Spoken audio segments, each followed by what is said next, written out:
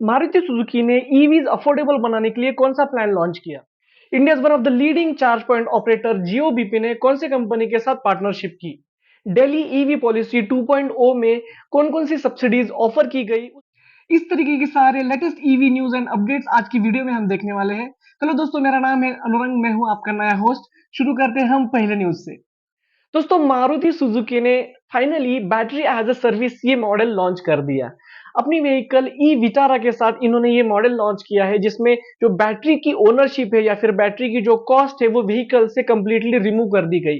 तो इस मॉडल के साथ जो व्हीकल का प्राइस होगा वो रहेगा 10.99 लाख और बैटरी की जो कॉस्ट रहेगी वो लगभग 3.99 रुपीस पर किलोमीटर के हिसाब से रहेगी। इसका मतलब है जितना आप व्हीकल चलाओगे उस हिसाब से आपको उसका एक मंथली सब्सक्रिप्शन की तरह कॉस्ट देना पड़ेगा। जी हाँ दोस्तों, ये बिल्कुल वही मॉडल है जो हमने एमजी विंडसर में देखा था। ये मॉडल काफी इफेक्टिव रहा है जिसकी वजह से व्हीकल की जो अपफ्रंट कॉस्ट है वो काफी हद तक कम हो गई थी। दोस्तों, ये जो व्हीकल है ई विटारा ये 2 बैटरी मॉडल्स के साथ आ रही है। एक बैटरी मॉडल का कैपेसिटी है 61 केडब्ल्यूएच और दूसरा मॉडल है 49 K W H. So basically maximum range company ने बोला है कि 543 किलोमीटर तक एक रेंज मिल सकता है इस बैटरी कैपेसिटी से। दोस्तों, ये रेंटल प्लान अगर हम कंपेयर करें तो हम ये डेफिनेटली एमजी विंडसर ईवी के साथ कर सकते हैं जो इंडिया में सबसे पहली बार कंपनी ने लॉन्च किया था। और ये प्लान के अंदर जो व्हीकल थी उसका प्राइस था 9.99 लाख रुपीस। ये उनका एक्स शोरूम प्राइस था और उनकी जो रेंटल फीस थी, जो बैटरी की जो कॉस्ट थी वो लगभग 3.5 रुपीस पर किलोमीटर थी। तो इस कंपैरिजन में अगर देखा जाए तो लगभग सेम प्राइस रखने की कोशिश की गई है मारुति सुजुकी तरफ से। दोस्तों, मारुति सुजुकी व्हीकल के साथ एक चार्जर भी ऑफर कर रही है जो 7.4 किलोवाट का एक स्लो चार्जर होगा और इसका जो इंस्टॉलेशन कॉस्ट है लगभग 50,000 के यहाँ पे जो कॉस्ट होती है वो अगेन कॉस्ट कंपनी बेयर करने वाली है। तो इसका कुछ भी एडिशनल चार्जेस यहाँ पे नहीं रहने वाले। और इसके साथ अगर कोई पब्लिक चार्जिंग इंफ्रास्ट्रक्चर भी यूज कर रहा है ई विटारा के लिए तो वहां पे उनको 1 साल का फ्री चार्जिंग कंप्लीटली मिलने वाला है। तो दोस्तों, इस तरीके का एक अट्रैक्टिव प्लान बनाने की कोशिश की गई है मारुति सुजुकी की तरफ से। और यहाँ पे जो बैटरी की वारंटी दी गई है वो लगभग 8 साल की वारंटी है और this is a kind of a standard. अगर हम दूसरे ईवीज की भी बात करें तो लगभग 8 साल का जो एक वारंटी पीरियड है वो हर कोई कंपनी यहाँ पे दे रही है। और अगर हम व्हीकल की बात करें तो कंपनी की तरफ से 3 साल की यहाँ पे वारंटी मिल रही है। हालांकि कंपनी ने ये भी बोला है कि ये वारंटी पीरियड आप 5 साल तक का एक्सटेंशन भी कर सकते हो अगर आपको, लेकिन वहां पे कुछ एक एडिशनल कॉस्ट देनी पड़ेगी। और ये जो ईवी की इंट्रोडक्टरी ऑफर है जिसमें बेस प्राइस हो या फिर पर किलोमीटर के हिसाब से बैटरी की जो एक सब्सक्रिप्शन कॉस्ट हो, ये एक लिमिटेड टाइम पीरियड तक ही है। ये एक इंट्रोडक्टरी ऑफर है और ये जो ऑफर है ये लगभग 31 मार्च तक ही लिमिटेड अवेलेबल है। तो डेफिनेटली आप ये ऑप्शन एक्सप्लोर कर सकते हो। दोस्तों, अगर आप ईवी लेने का प्लान कर रहे हो और गवर्नमेंट की तरफ से जो सब्सिडी मिलती है वो सब्सिडी लेने में भी इंटरेस्टेड हो तो ये वीडियो पूरा देखिए क्योंकि जो आखिरी न्यूज़ है, आखिरी अपडेट है वो सब्सिडी के बारे में ही है। अगला अपडेट है ओला इलेक्ट्रिक की तरफ से। दोस्तों, ओला इलेक्ट्रिक कंपनी ने टारगेट किया है उनकी ऑपरेशनल कॉस्ट जो है वो 50% तक कम कैसे की जा सके। जैसे आपको पता होगा ओला इलेक्ट्रिक अलग-अलग चैलेंजेस के साथ मार्केट में स्ट्रगल कर रहा है। प्रॉफिटेबिलिटी बढ़ाना ये भी उनका एक वन ऑफ द चैलेंजेस है और इसके लिए उन्होंने सोचा कि ऑपरेशनल कॉस्ट कम की जा सके। तो इसके लिए उनके अलग-अलग स्टेप्स है। कुछ स्टेप्स ऐसे हैं कि उन्होंने ऑटोमेशन को इंक्रीज कर दिया है। पिछले कुछ न्यूज़ में हमने ये भी देखा था कि उन्होंने एक जॉब कट भी किया था। इसके साथ इन हाउस प्रोडक्शन कैसे किया जा सके ईवी बैटरी सेल्स का, तो इसके ऊपर भी कंपनी काफ़ी अच्छी लेवल पे काम कर रही है। और इसके साथ एक नया cost efficient lineup of models कैसे किया जा सके जिसमें कम कॉस्ट लगाकर अच्छा व्हीकल्स, अच्छे स्कूटर्स कैसे बन सके, इसकी तरफ भी कंपनी का एक रुझाव है, इसकी तरफ कंपनी काम कर रही है। तो ये एक इंपॉर्टेंट स्टेप हो सकता है कंपनी का सर्वाइवल या फिर एक next phase of growth achieve करने के पॉइंट ऑफ व्यू से। दोस्तों, कंपनी के अनुसार कंपनी के डेटा के अनुसार लगभग पिछले 3 महीने में कंपनी का सेल जो है वो 61% तक डाउन हो चुका है और कंपनी के जो रेवेन्यूज है वो 55% तक कम हो चुके हैं। और पिछले कुछ वीडियोस में हमने ये भी देखा कि कंपनी का सेल जो है, मंथ ऑन मंथ सेल जो है उसके बहुत ही लोअर नंबर्स कंपनी दिखा रही है। जो सेल है वो बहुत कम होता जा रहा है। अगर हम पिछले क्वार्टर की ऑपरेशनल एक्सपेंसेस की बात करें तो वो लगभग 484 करोड़ था एक क्वार्टर क्वार्टरली बेसिस पे उनके कितने एक्सपेंसेस थे, लेकिन आने वाले क्वार्टर्स में कंपनी ने ये प्लान किया है कि लगभग 250 टू 300 करोड़ के बीच में उनके ऑपरेशनल एक्सपेंसेस रह पाए, तभी वो प्रॉफिटेबिलिटी की तरफ थोड़ा-सा मूव कर सकते हैं। और कंपनी का ये भी एक एस्टीमेट है, अगर हमें ये प्रॉफिटेबिलिटी अचीव करनी है ऑपरेशनल कॉस्ट रिड्यूस करके, तो हमें मंथली बेसिस पे एक सेल्स टारगेट भी होना चाहिए और वो उन्होंने सेट किया है 15,000 यूनिट्स पर मंथ। आज की डेट में अगर हम सेल्स देखते हैं ओला का मंथली बेसिस पे, वो लगभग 7,000, 8,000, 9,000 के अराउंड रहता है। तो उन्होंने टारगेट किया है कि 15,000 तक अगर हम सेल कर पाते हैं मंथली बेसिस पे, तभी ये ऑपरेशनल कॉस्ट का रिजल्ट जो है वो हमें देखने को मिलेगा। दोस्तों अगला अपडेट है ईवी चार्जिंग स्पेस से। जियोबीपी जो one of the leading charge point operator company है, जिन्होंने पूरे इंडिया में ईवी चार्जिंग स्टेशंस का एक नेटवर्क बनाया है, इस कंपनी ने पार्टनरशिप किया है ऑयलर मोटर्स के साथ। ऑयलर मोटर्स ने recently turbo EV 1000 and storm EV, ये दो फास्ट चार्जिंग के मॉडल्स मार्केट में लॉन्च किए हैं। ये ऐसे व्हीकल्स हैं जो फास्ट चार्जिंग को सपोर्ट करते हैं। तो इस कंपनी ने जियोबीपी का जो एग्जिस्टिंग नेटवर्क है, इसको लिवरेज करने की एक अपॉर्चुनिटी के साथ कंपनी के साथ जियोबीपी के साथ यहाँ पे पार्टनरशिप किया है। दोस्तों जियोबीपी का पूरे इंडिया में लगभग 7,000 चार्जिंग पॉइंट्स का एक नेटवर्क है, जो लगभग 1000 से भी ज्यादा अलग अलग लोकेशंस पे है। इंडिया का सबसे पहला 480 किलोवाट चार्जिंग स्टेशन जो लिक्विड कूल्ड टेक्नोलॉजी के साथ आता है, ये बनाया है जियोबीपी ने।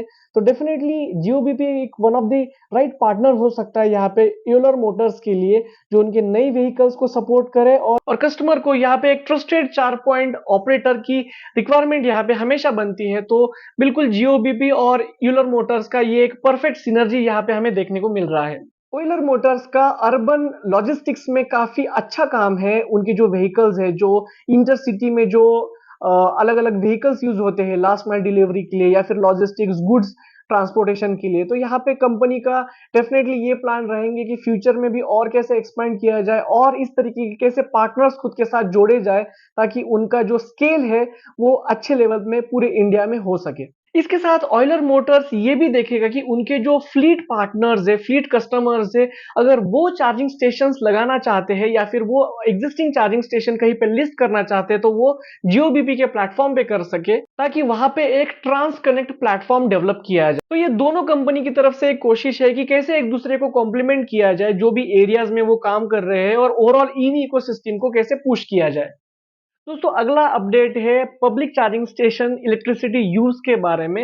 Recently central electricity authority CEA ने एक रिपोर्ट लॉन्च किया, जिसका नाम है EV charging station power consumption report. दोस्तों इस रिपोर्ट में काफी इंटरेस्टिंग नंबर्स बाहर आए हैं, जो भी ओवरऑल इंडिया में जो भी ईवी चार्जिंग स्टेशन का जो यूज हो रहा है, उसका इलेक्ट्रिसिटी कंजम्पशन हो रहा है, उसके बारे में यह रिपोर्ट है। दोस्तों इस रिपोर्ट के अनुसार अप्रैल टू नवंबर 2024 इस ड्यूरेशन में लगभग 515 मिलियन यूनिट्स इतना इलेक्ट्रिसिटी कंजम्पशन हुआ है सिर्फ पब्लिक चार्जिंग स्टेशन के पॉइंट ऑफ व्यू से। और अगर हम सेम ड्यूरेशन की बात करें अप्रैल टू नवंबर 2025, तो इस ड्यूरेशन में लगभग 993 मिलियन यूनिट्स इलेक्ट्रिसिटी कंजम्पशन हुआ है सिर्फ और सिर्फ पब्लिक चार्जिंग स्टेशन में। तो दोस्तों ये लगभग 52% ग्रोथ है। और इन 993 मिलियन यूनिट्स में लगभग 240 मिलियन यूनिट्स, जो लगभग 25% ऑफ टोटल कंजम्पशन है, इतना कंजम्पशन सिर्फ और सिर्फ दिल्ली स्टेट में हुआ है। इसी के साथ अगर हम दूसरे स्टेट्स की बात करें, तो महाराष्ट्र ने कंजम्पशन किया है लगभग 227 मिलियन यूनिट्स, जो अराउंड 22.9% है। कर्नाटका में कंजम्पशन हुआ है 138 मिलियन यूनिट्स, जो लगभग 13.9% ऑफ द कंट्री है। और इसके साथ यूपी है, जिसमें 131 मिलियन यूनिट का कंजम्पशन हुआ है, जो लगभग 13.2% है। अगर हम ट्रांसपोर्ट मिनिस्ट्री के वाहन डैशबोर्ड का डेटा देखते हैं, तो लगभग 80 लाख ईवीज का पूरे इंडिया में सेल हो चुका है, और इसमें लगभग 4.8 लाख ईवीज का सेल सिर्फ और सिर्फ दिल्ली में हुआ है, जो टोटल के लगभग 6% है। तो दोस्तों अगर हम दिल्ली की बात करें, तो लगभग 6% ऑफ ईवीज जो है वो दिल्ली में है, लेकिन कंट्री के 25% तक पब्लिक चार्जिंग स्टेशन का जो यूनिट कंजम्पशन है, वो ये 6% ईवीज यहाँ पे कर रही है। और मजे की तो ये बात है कि इतना ज्यादा कंजम्पशन दिल्ली में हो रहा है, इतने सारे पब्लिक चार्जिंग स्टेशन है, इतने सारे ईवीज है, इसके बावजूद आज की डेट में दिल्ली में 8,998 पब्लिक चार्जिंग स्टेशन है, और अकॉर्डिंग टू द रिपोर्ट लगभग 36,177 ईवी चार्जिंग स्टेशंस की, पब्लिक चार्जिंग स्टेशन की यहाँ पे रिक्वायरमेंट है। और इसके साथ अभी तक जो मैंने बात की वो एक रजिस्टर्ड पब्लिक चार्जिंग स्टेशंस की हम बात करते हैं। जैसे कि आपको पता होगा कि अगर आपको सब्सिडाइज रेट में इलेक्ट्रिसिटी चाहिए तो हमें एक नया मीटर लेना पड़ता है जिसको हम ग्रीन मीटर बोलते हैं, और वो जो रहता है वो डेडिकेटेड सिर्फ पब्लिक चार्जिंग स्टेशंस के लिए ही रहता है। लेकिन इसके अलावा हमने तो इस चार्जिंग स्टेशंस की बात ही नहीं की जो रेसिडेंशियल प्रॉपर्टीज में है, जिसके लिए अलग से ग्रीन मीटर लिया नहीं गया है। ऐसे चार्जिंग स्टेशंस लगे हैं जैसे मान लो रेसिडेंशियल प्रॉपर्टीज में, सोसाइटीज में, कॉर्पोरेट्स ऑफिसेस में। तो इन चार्जिंग स्टेशंस में कितना कंजम्पशन हो रहा है ये तो हमने अभी तक कैलकुलेट ही नहीं किया। तो बेसिकली सीईए ने जो डिस्कॉम्स है उनको भी इन्फॉर्म किया है, उनको भी पूछा है कि आप जो नॉन पब्लिक चार्जिंग स्टेशन है उस सिनेरियोज में भी इलेक्ट्रिक मोबिलिटी के लिए कितना इलेक्ट्रिसिटी कंज्यूम हो रहा है इसका भी आप हमें डेटा दीजिए। हालांकि काफी कम डिस्कॉम कंपनीज ने ये डेटा सीईओ को दिया है, लेकिन ये डेटा भी अगर हम जोड़ते हैं तो हमें पता चलेगा कि जो ई मोबिलिटी के लिए जो कंजम्पशन है वो बहुत ही बड़ी लेवल पे पिछले कुछ सालों में हमें ग्रो होते हुए दिख रहा है। दोस्तों अगला अपडेट है एक्सपोनेंट एनर्जी की तरफ से। एक्सपोनेंट एनर्जी ने एक्सपोनेंट वन नाम का एक नया वेंचर लॉन्च किया है। ये एक नई कंपनी है जो फिनटेक एंड एसेट मैनेजमेंट की तरह काम करेगी, और इस कंपनी का मेजर फोकस रहेगा फाइनेंस करना कमर्शियल इलेक्ट्रिक व्हीकल्स को।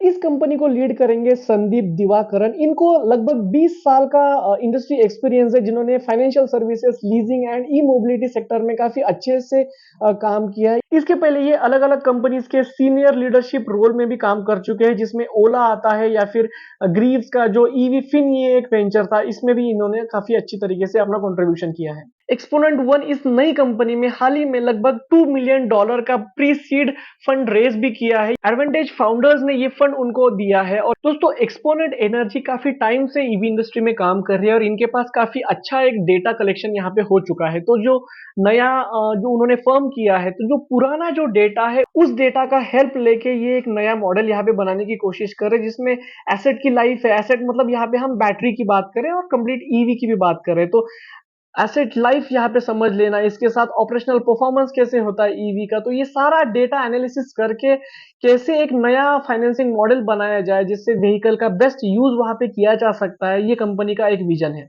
ये प्लेटफॉर्म ऑफर करेगा adaptive financing, life cycle asset management, insurance integration, assured buyback, saving tools and upgrade opportunities. तो ईवी खरीदने से उसके ऑपरेशन तक, उसके उस यूज के बाद उसका क्या स्टेटस होगा, उसके ऊपर अपग्रेडेशन की क्या अपॉर्चुनिटी है, ये सारे पॉइंट्स इस प्लेटफॉर्म में कवर करने की कंपनी की यहाँ पे कोशिश है, जो ईवी ड्राइवर्स के लिए भी बेनिफिट होगा और फ्यूचर में जो और कंपनीज एक्सपैंड करेगी, जो फ्लीट कंपनीज है, उनके लिए भी ये प्लेटफॉर्म एक हेल्पफुल साबित हो सकता है।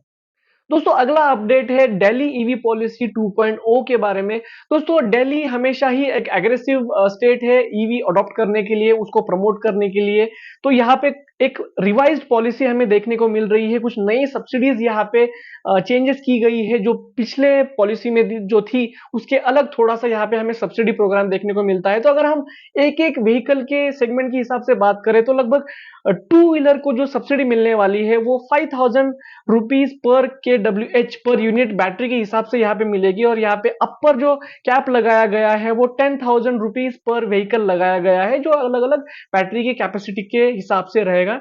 इसके साथ अगर हम थ्री व्हीलर की बात करें तो थ्री व्हीलर में अलग अलग कैटेगरी की व्हीकल्स यहाँ पे आती है, जिसमें ई रिक्शा हो गया, ई कार्ट हो गया। तो इसकी सब्सिडी रखी गई है 5,000 रुपीज पर kWh यानी पर यूनिट, और इसका जो हाईएस्ट सब्सिडी है वो लगभग 25,000 रुपीज पर व्हीकल है। जैसे आपको पता होगा थ्री व्हीलर जो ईवीज है इसका battery capacity 2 kWh to 3-4 kWh तक भी रहता है, तो लगभग 25,000 तक का मैक्सिमम यहाँ पे सब्सिडी मिलेगा पर व्हीकल।